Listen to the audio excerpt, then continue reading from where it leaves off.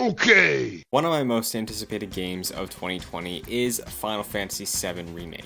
Final Fantasy is a series that has permeated gaming culture several times through its many years and many avenues. I'm sure you've seen a number of spin-offs, Kingdom Hearts, which was my introduction to the entire thing, and it's also branched out to be a multimedia franchise. So there are tons of ways you could have been exposed to the tentpole Square Enix series. If that wasn't daunting enough though, trying to find a place to start with between it all, there's the numbering system of mainline entries. But 2020 is bringing us Final Fantasy VII Remake, the first part of a multi-release remake that may serve as a return to form for many fans of the franchise, and a hopping on place for many more. Here today we're briefly going to run down why Final Fantasy VII Remake is as good a place as any, if not the best place to start your adventure with the Final Fantasy franchise. First off, we have to start with what I know absolutely is probably the biggest, surprisingly common, and just outright false misconception about Final Fantasy.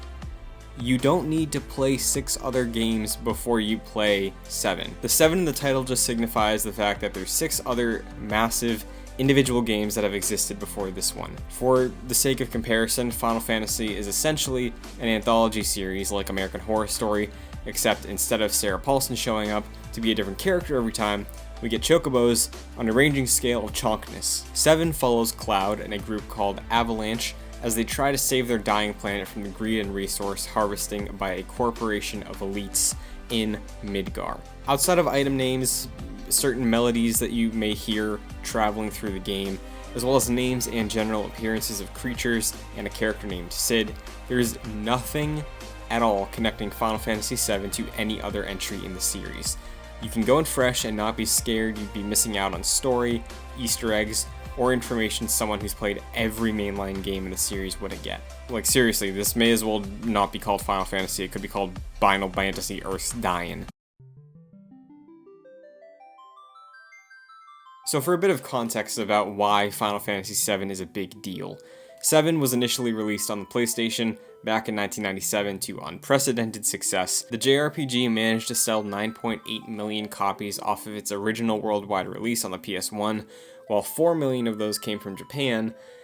5.8 were spread across the rest of the globe, including the West, so needless to say, this was many people's first JRPG. You may be watching this, you may be listening, you may be following along, you may have been following the marketing for 7, maybe you're curious, maybe you're intimidated, maybe you're like getting swelled up in the hype because it's been a little dry this year for gaming so far as big releases go. But personally, based on discussions I've had, much like the original release acting as a gateway for many into JRPGs, I'm pretty sure the remake is going to do the exact same thing. If you've never played a JRPG before, there are certain expectations surrounding them. Going in, you can expect a giant story, high stakes, a party of characters to level up. You're going to get to know them, you're going to fight alongside them, you're going to help them with their own personal problems, grow attached to them. Honestly, a lot of common role-playing mechanics you'd find in a game like Horizon or The Witcher 3. The term RPG though, and specifically in the case of 7, JRPG, they're sort of starting to blend in my opinion. I really think that aside from maybe the tone or mood or a few surface level differences, JRPG and RPG are becoming more and more synonymous with what the actual game is. Serving as the main focus of gameplay while you're moseying through the streets of Midgar, going from story beat to story beat, stopping for side quests, you're going to be doing a lot of fighting. Remake is going to give you the freedom to swing around the Buster Sword as much as you want, but you're building up a super meter in the bottom right corner of the screen. You can just slice away as much as you want, but once those bars are filled up, they give you the opportunity to use special moves that you can learn, level up. Maybe you want to cast magic on a fight. There is the option to go into a tactical menu during combat.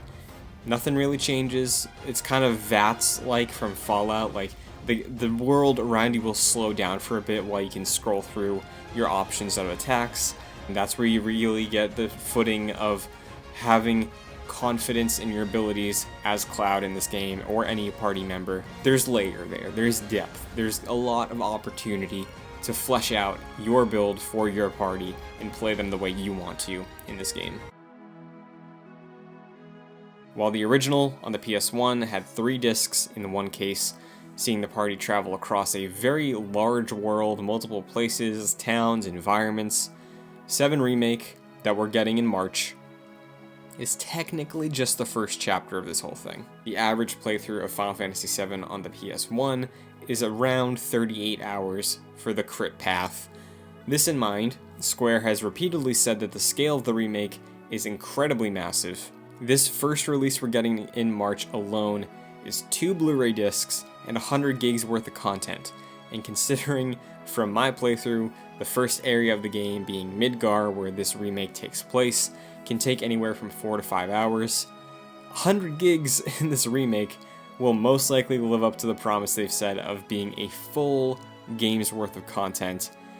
I'm expecting maybe 30 to 40, maybe 50 hours out of this game, which was originally a story that really just kicked off everything. There's so much more to VII, there's so much depth and so many turns the story takes, but I think it's going to be a great time, and I think it's going to be really accessible and great for anybody to hop in on this one. And for anyone that's curious, anyone who's always been interested in Final Fantasy as a series, interested in JRPGs, I'd like to hear from you watching along right now. If you enjoyed my run through of what's the big deal with Final Fantasy, specifically VII, be sure to like the video, subscribe if you're new, because it means a lot. Have more VII content coming. The remake of VII, are you interested in trying to give this franchise and genre a shot and experience this beloved story in what I'm assuming is going to be the best way possible? That's going to do it for me. I hope you enjoyed the video, and until next time, see ya.